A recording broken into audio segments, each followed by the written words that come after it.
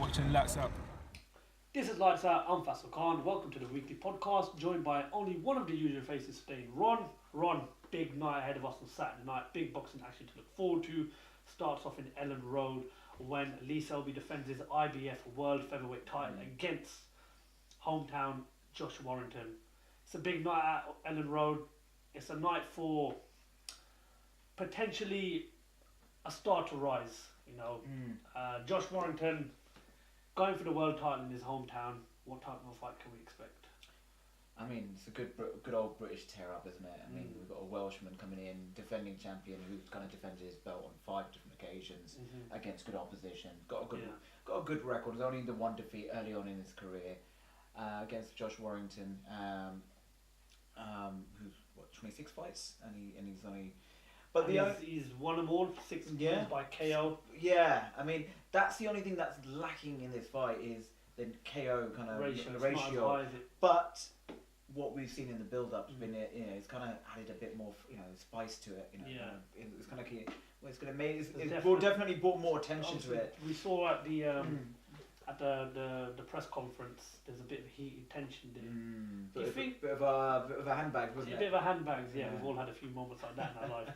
Do you think Josh Warrington's feeling the pressure, seen as he's the hometown boy, it's in his hometown, it's kind of like it's written in the stars for him to grab the world title now in front of his home crowd in Ellen Road. I think, following Josh Warrington, I think he's gone a little bit under the radar with the average boxing fan. He's quietly gone about his business. Yeah. He's not done it in spectacular fashion, with only 6 KOs in his record. But he's a younger fighter here, he's only 26, 27, going into a fight against someone, the defending champion. I think he's got nothing to lose here. He goes out, puts on a show, and then he's a star name. He makes a name for himself. Then he's calling out the big boys, the Framptons and the Leo Santa Cruz potentially. So, it's going to be tough. Fighting in front of your own fans. We've seen it before. Kell Brooks fought, and he kind of lost his title against Errol Spence. Jr. Ricky Hatton. But then we think back to Ricky Hatton, who's Costa Zoo, and that was the making of him, wasn't it? And he didn't look back after that fight. No, I'm really excited for him. I really hope he kind of brings it home. It's probably one of the first biggest tests that Lee Selby's got. I mean, obviously he's beaten Eduardo Ramirez, Jonathan Victor Barros as well. They're both orthodox fighters, but does him going into someone's backyard put that extra bit of pressure on him? He's got to deal with the hostile atmosphere. He's got to deal with the jeering and the boos. Do you think it's going to be a much more tougher fight than he expects? I mean, he's been around for years, hasn't he? He's been boxing. Well, he's 31 years old. He's 31 years old. It's not his first rodeo. He's defending his title for the 5th time. So he knows what's in store for him. Warrington's not made it easier for him as well. There's been a lot of kind of. Argy-bargy. You're going to build up to it. So I think obviously that's what spices up this fight even a bit more. I don't think it's getting the recognition that it deserves. You're getting 2 British fighters at Ellen Road, for a world title. It's got the making to be a good fight. Yeah, I mean, I agree with you. I think there should be a lot more kind of coverage on this and a lot more kind of made of this. It's a British fight and both challenging for the featherweight title, and they've got big fights in store for them. The winner takes on some bigger fighters in the division. Just touching on, obviously, you mentioned what could be there potentially for the winner. I mean, apparently Carl Frampton's going to be at ringside. We all saw what he done a couple of weeks ago in Belfast when he beat Nonito Denier. We know he's scheduled to fight at Windsor Park in mid-August after speaking to Frank Warren ourselves. Does the winner of this fight, could you see them taking on Carl Frampton at Windsor Park? No, most definitely. I mean, you would be a fool not to to rule that fight out. Yeah. That's an exciting fight as well. But I think neither of these 2 fighters can overlook each other. Josh Warrington, the younger man, could be potentially a hungrier fighter, and he wants to make a name for himself. He wants British boxing fans to kind of know the name and him to be linked with these kind of. Leo Santa Cruz potentially. He'd have to go over to America. Gary Russell Jr. Lomachenko potentially. Oscar Valdez who beat Scott Quigg in a war a couple of weeks ago. Again, it opens doors. But these one of them needs to make a statement here. Lee Selby can do his classy, kind of win it on points as he does many occasions before. We spoke about the knockout ratios not as big. So what type of fight do you think you expect we'll get? Because I remember when we done last week's pod, we were speaking about last week's fight against Lomachenko versus Linares, and I think all of us said that it would go to points, and it didn't. It didn't, but it was close. I mean, we weren't far off. It was a very tactical fight, you know. Both fighters, I mean, it was very close. There was not much in it. I mean, it was a draw at the time of the stoppage. So, I mean, I see this fight going a similar same way. I mean, I reckon it will go to points. Yeah. But you know, will Warrington rise to the occasion and and get that, land the early blows and kind of put him on the back foot, or will Selby kind of bring it to him and kind of turn the tables on him? I think if Selby wins this fight, it says a lot about Selby. Going into someone's backyard, especially I mean, we've all seen in the weigh-ins and the press conferences, we've seen some of the hometowners have a go at Selby, with the slanging matches and everything. What with him being Welsh, there's a lot of pressure on the champion. We're British fans, isn't it? Well, let's enjoy it.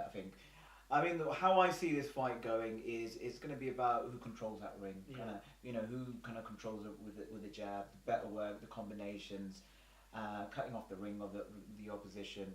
And they're both very good technical fighters. Watching their kind of previous fights as well, Selby's, he's a champion for a reason. So I think that's going to be the telling kind of for the referees and the judges. That's what they're going to be looking for: the good work on the inside, and the outside of the ring, who's controlling the better fighters. But don't put it past either of the fighters to have a really fast start, to make a statement, to put them on the back foot. Could it be Selby? Could he just turn the pressure on from the first bell? Or are they going to ease their way into the fight? Are they going to be tentative? Are they going to keep them at bay? So I think potentially we're looking at a true boxing clash. I think I don't see it coming down to a knockdown. I think it's just going to be who boxes better on the night. Who uses that ring better. And I think obviously the biggest factor for me is how Selby deals with him being, the guy that's come into Leeds. How's he going to deal with Warrington's fan base having a go at him, getting on his back? That for me plays a massive factor. It's just a character, isn't it? It is 100%. But I remember look back in last year, live Aerospace Jr. winning the world title. Coming to another country, that is. Exactly.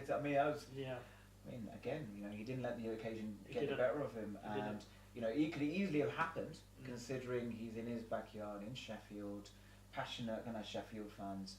And he came away with the title. And Kelbrook, he's no mug. He knows his way around a boxing ring. Let's get a prediction then. You know what? I'm gunning for the younger fighter, the challenger. Warrington, Warrington on points. I'd love to see a knockdown, but it's about that fast start. They need to make that statement early. Put the pressure on early. And I said early as well about controlling the fight with that jab, getting that jab in. They're both orthodox fighters. Who does the better work on the inside when they're tied up? I'm gonna go for Selby. I think he'll retain the title. I think Selby's got a lot of class about him. I think he's such an underrated fighter, which is a shame, because he's done well. 27 fights, he's won 26 of them. He's lost 1. 9 KOs. He's 31 years old. He's at a good point in his career. And I think he's gonna go in there and he's really gonna raise the bar high.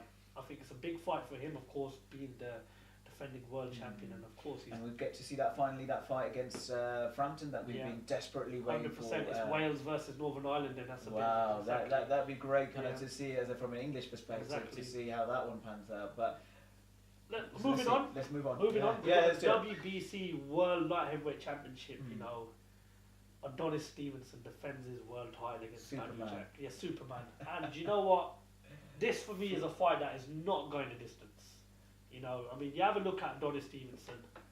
29 wins, 24 KOs. He's beaten Tony Bellew, Thomas Williams Jr. And this is his ninth defense of his world title. Talk to me about Adonis Stevenson. He's been around for years, hasn't he? He's 40 years of age. He's got immense power, very flamboyant in his personality, very brash the way he talks. Canadian, Haitian background, origins. Leading up to this fight, he's been calling out Bellew, but obviously he's got a big challenge ahead of him. 100%. And he brings excitement. to the ring, you know, when he fights. And you know, we've been desperately, you know, getting a bit bored now. That Kovalev fight, is it going to happen? Is it not? But he's got Badou Jack to deal with at the moment. You've got some good contenders in there, Kovalev, Bateviev as well. Yeah. You know, and obviously you've got the likes of Callum Johnson and Anthony Yard who are up and coming. But let's talk a bit about the challenger Badou Jack now. I mean, 34 years of age, beating Nathan Cleverly, he's beating Lucian Bute, you know. Groves, yeah. And obviously there's that draw against James de Gale. Yeah. And he's a Mayweather fighter as well. Exactly. So let's not forget about that. You know, he's under good hands actually with the, you know, with the Mayweather kind of promotions. Yeah. Badou Jack, obviously the fight's in Toronto. You know, he's going for a world title as well, so he's going into someone's backyard as well. What's Badou Jack got to do to become the new world champion? Because Adonis Stevenson, when you talk about a fighter like Adonis Stevenson, old and experienced, but he's got the power to get rid of anyone. He has. Both of them have. Both have got, you know, power in both their, you know, both their hands. Badou Jack's gonna do something, you know, to win over there. You know, it's difficult to, when you do go into someone else's back home, to win on points. You know, you have to do absolutely outclass them, or the judges play a big part. Yeah, I mean, you know, he's a hometown favourite. You know, they're going to side with him. He's a title holder, but he's going to do something. I think their heavy favourite has got to be Adonis Stevenson, I think rightly so. You know, he's been around for years. You know, great power. Badou Jack, like I said, he's, you know, again, he's going to work that jab. You know, kind of land his left-right hand combinations.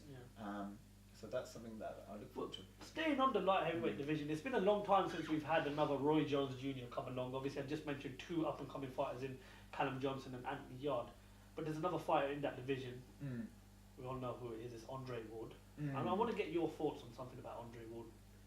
Is he coming out of retirement? And if he does he still rule the division? Because according to a lot of people, they think he is the pound-for-pound king.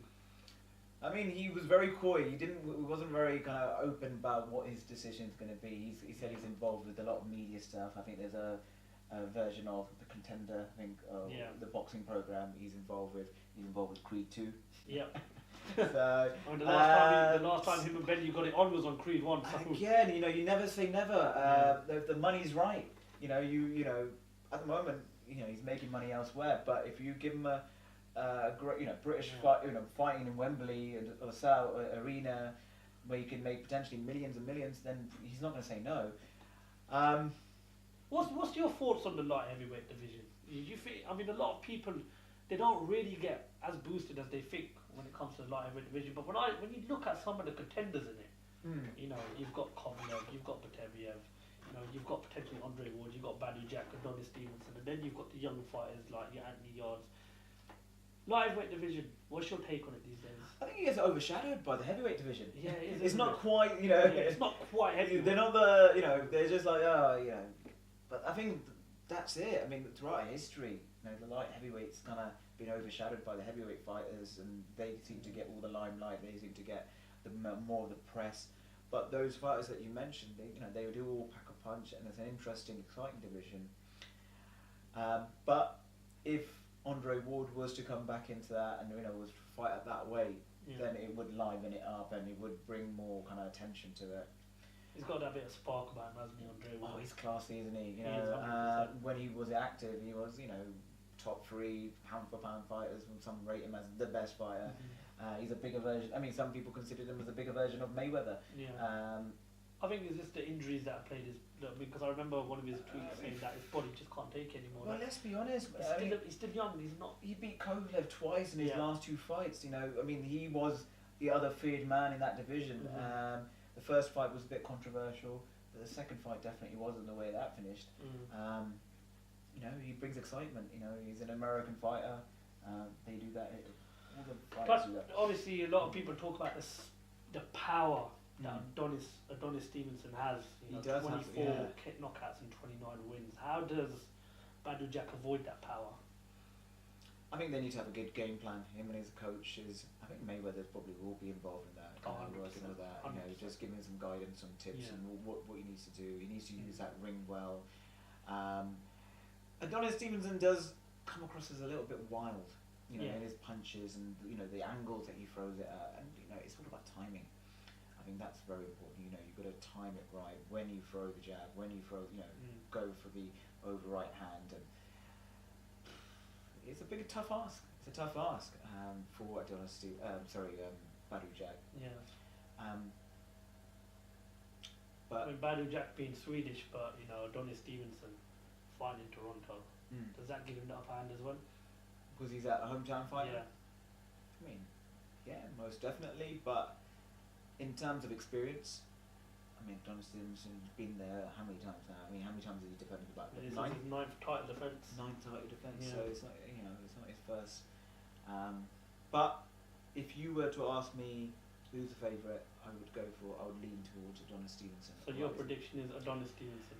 Yes, just because of the experience, just because of the power, and I mean, again, I would want him to win as a boxing fan because it lines up so many potential fights.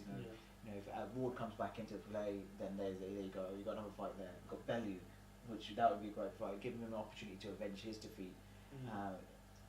Another fight that could open up is Kovalev. Yeah. He's mentioned that Kovalev doesn't want it. I've offered it to him. It's gone to purse. Adonis Stevenson's claiming that he'll come to the UK and knock Badou out. I mean, it opens a lot of doors for whoever wins the fight. I certainly don't think. Yeah. I certainly think think the loser of this fight doesn't. It's not the end of the road for them by any means. Like I said, I'm excited about this light heavyweight division. It is a good division to be a part of. Do you see Badou Jack staying at this division, in this division, or do you think him dropping down and fighting De Gale in a rematch? Do you think that's? I mean, that's obviously stepping back down to super middleweight. If he can win this fight, then that's not happening. There's no reason to. Why would you? You are the world champion of the light heavyweight division. Stay at it. There's more top contenders. No disrespect to the super middleweight division. It's a fantastic division to be a part of these days. Obviously, you've had that tournament that we've got going on in the World Boxing Series. That's been an amazing tournament. But I just think the light heavyweight division, it doesn't get as much respect as it deserves. No, again, I mean, some quite a few boxing fans at home would probably might agree with that. Please let us know in the comments. 100%. Whether you think that light heavyweight doesn't get the credit it deserves. 100%. Yeah. And it has been a long time since we've had a Roy Jones Jr. But like I mentioned, there's still Andre Ward out there, and one of my biggest exciting prospects in boxing today is Anthony Yarde, and I think he'll be coming. Yeah, you've spoken to him on several occasions, haven't you? Which obviously you guys can watch. The video is down somewhere in the channel. But listen, so you're going for an Adonis Stevenson victory. Yeah, I do. I think it's going to be a knockout. Yeah. I think it will go to the later rounds. I'm going to go for Adonis Stevenson as well. Yeah. I think Adonis Stevenson will win by knockout. By knockout. Which round are you thinking? I'm going to go for round 6. Round 6? I just think that power of Adonis Stevenson is just going to be too much. Obviously, the way he swings as well, it's a bit like, doesn't it remind you of a little bit like Wilder, but on a smaller scale? The windmill swing. Yeah. It does. But I think Adonis Stevenson is more. Is technically wise, he's more better. Yeah. I definitely agree there, but it's just the angles. Better. Yeah, I mean, do you know what I mean? I think light heavyweights technically are a lot better than heavyweights. Heavyweights all about that. Well, it's you've got a lighter frame, you're carrying less weight, so you're going to be a bit more agile 100%. And a bit more kind of. Yeah, I agree with you there. And of course, if you want to see all that boxing action on Saturday night, don't forget to start off tonight by going on to BT Sport or Box Nation, where Lee Selby defends his featherweight title against Josh Warrington. And if that's not enough for you, then just head over to Sky Sports a little later on in the evening, where Adonis Stevenson defends his world title against Badou Jack.